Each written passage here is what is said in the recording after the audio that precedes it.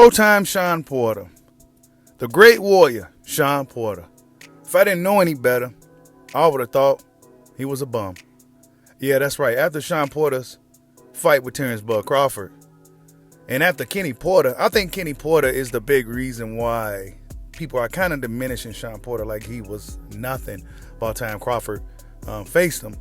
But Showtime Shawn Porter was on the Last Stand podcast with Brian Custer. Salute to Brian Custer and the Last Stand podcast. But Showtime Shawn Porter gave his thoughts on what's the ultimate difference when fighting Spence and fighting Crawford. Check it out. And you fought Errol before the accident.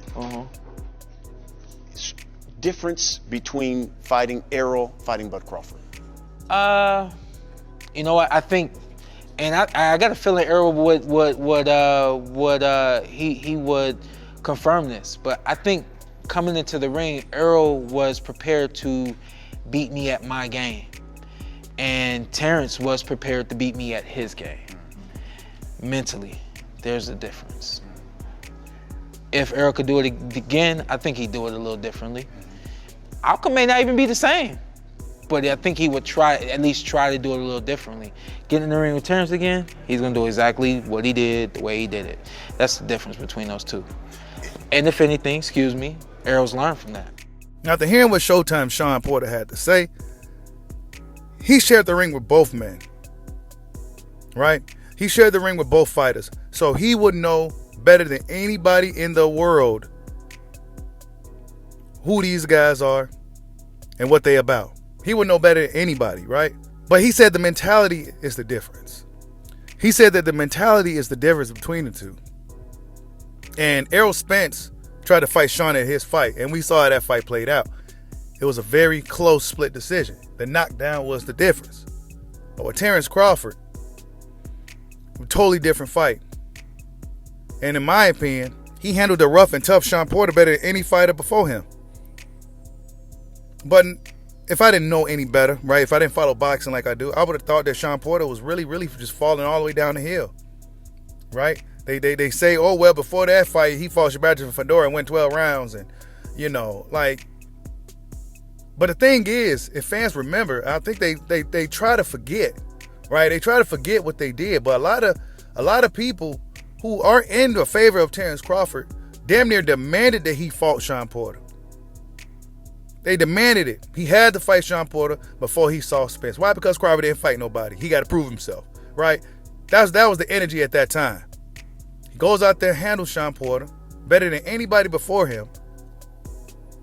Oh, well, Shawn Porter, he didn't listen to his daddy and all this other stuff, right? Oh, he didn't train like he did for me. And, like, come on, man. Are we going to do this?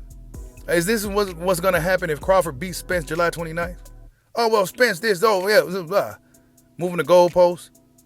I mean, is this what we doing now?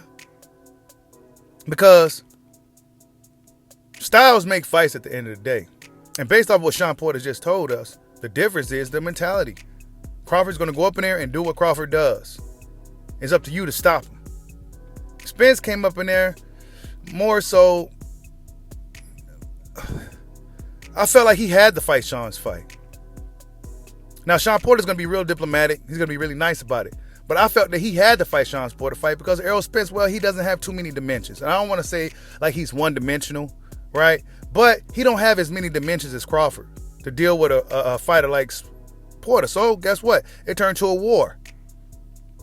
The fight turned into a war. Why? Because, well, there wasn't too much separation between the two. Other than Shawn Porter seemingly being a faster guy, Spence was still right there with him.